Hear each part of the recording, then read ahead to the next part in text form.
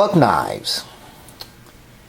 Everybody has their opinion about different knife companies because everybody in some shape, form, or fashion have a certain bias. With me, it's Buck has a love, I'm not going to say hate, but a love, wish they could do better attitude. The Buck 110 was the very first blade that I was ever introduced to.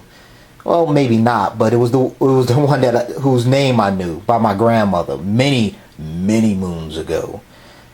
And the Buck 110 to me was like, it was like if God had a pocket knife, that would be the knife growing up, because that's basically how I viewed my grandmother. Tough, sturdy, outdoorsy.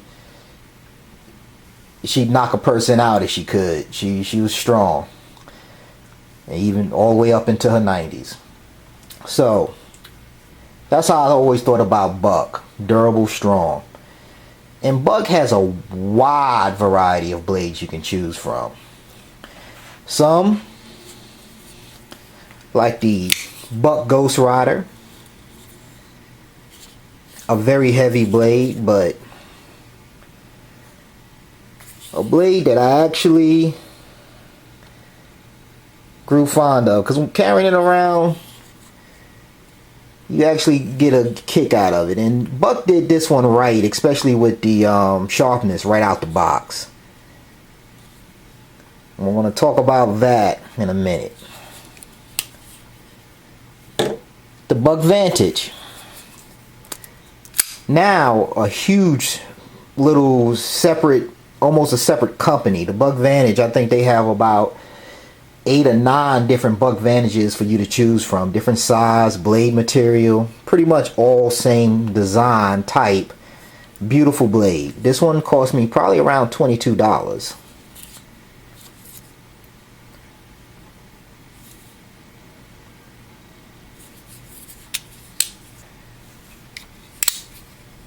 The Buck Kalinga Pro. And that's Kalinga. And I've called this the Kalunga about 300 times since I've owned this blade. Now you gotta admit, just looking at this blade, it's beautiful. Heavy, no doubt. This blade is over 5 ounces, easily over. And this is where it gets me. I wouldn't mind the weight, no pocket clip. And this is not a review of this blade, so I'm going to go right to it.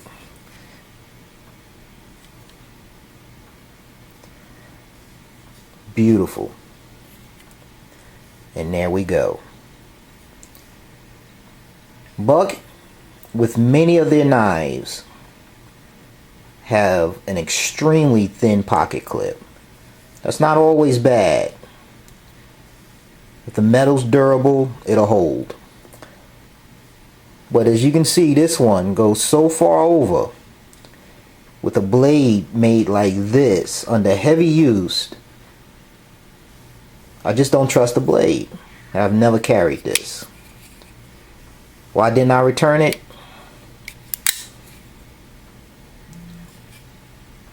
No real reason. I just really enjoyed the blade. The design, the shape. And this is my second version of this. They come like this. But I don't loan this out. This is just something I keep as, let's say, a reminder. A good design that just fell off. Okay, having said that, I struggled. And when I say struggled, I mean I struggled with this next review. It took me a while to get through to this because I've had this blade, I've carried it, I've held it, and I thought, you know what? I don't have enough what I like to call Sunday go to meeting knives, office knives. Something where you can walk in with a blade, a tool, which is all, that's all these are, and not scared of, in my grandmother's words, the bedickens out of everybody within 100 miles. Because that's how people react to knives these days. They hear knives, they think terrorists. They think They think 2,000 different things that are all wrong.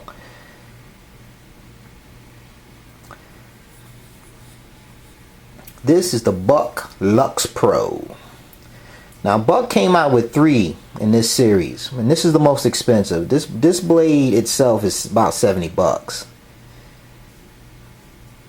Titanium coated handle. Well, let me back that up.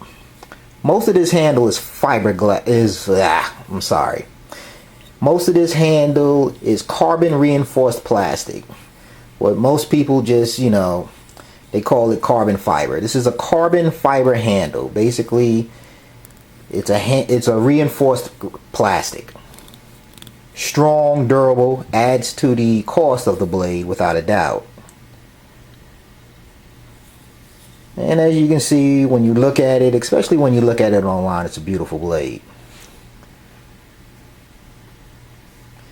I don't know if the light's hitting this right, but it gives off a very metallic bluish tint to it. It's a beautiful blade. The pocket clip is going nowhere. It's tip down carry only. You can't change it for right or left. It has what I like to call a Steve Reeves style design. It's a liner lock. Frame lock, my apologies. In the steel S30V.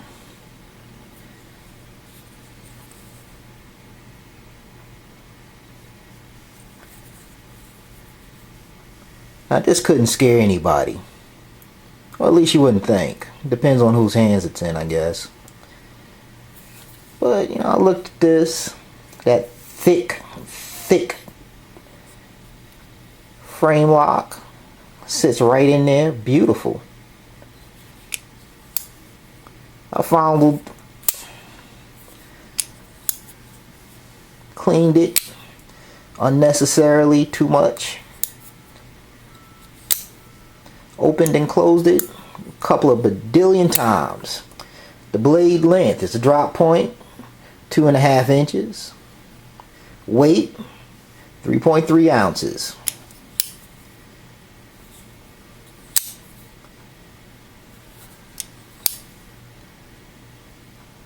Three and 3/4 inches closed. It's a beautiful knife. Then why don't I love this knife? Why did I have such a hard time bringing this knife to the table to show everybody? Because I thought about it and I said, you know what? You can't just put up blades that you fell in love with at first sight. I have to talk about blades that people may be looking at, want to put their hard-earned money down on the table. And you want to give out information that may help or save $1. And that's where this comes in. This blade right out the box, you are not going to be impressed with the sharpness. And here we go again. That's not just this particular knife. Buck does that with many of their blades, and this is one of them. I bought 2, and they both came out the same way. One went back.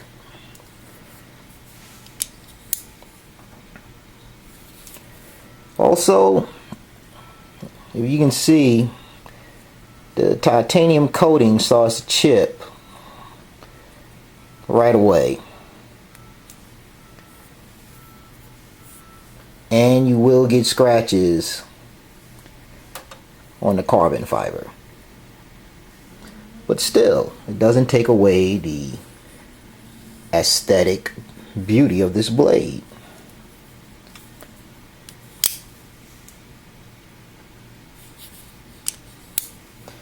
I just wish they had spent just a little bit more time on it.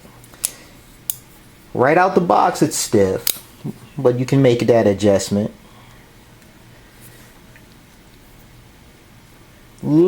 Slight blade play, but that's mainly because I had to make an adjustment.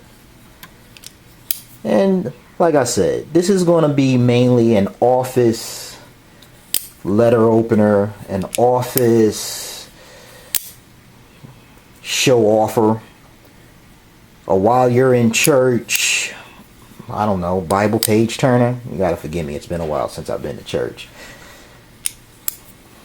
But this blade is not going to be ever used for real hard use. But at its price, they could have done slightly better. Now, I'm not going to say it's the designer's fault, because the design of this blade is just beautiful. But maybe the materials, the coating, could have been a little stiffer. Maybe we don't need coating on this type of blade at all. Just show that beautiful S30V steel. But I don't believe any of the three in the series give you that option. And the other thing, be prepared to be polishing this blade or wiping it off, because this is a fingerprint catcher. If there's somebody out there in the FBI, they pretty much can tell you my name by the end of this video, because you will leave prints all over this bad boy.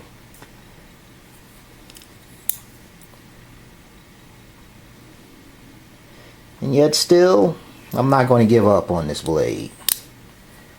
I'm going to hold on to it. I'm going to carry it. I'm going to put an edge on it. And I do wish it was a little bit more of a belly. I know they put the curve in there for design, and actually it does make, if it's sharp, a good cutter, because it grabs and gives you that. But I prefer a full belly on the blade. That's just a personal taste though. So this is JMC3 getting over his phobia of talking bad about Buck knives.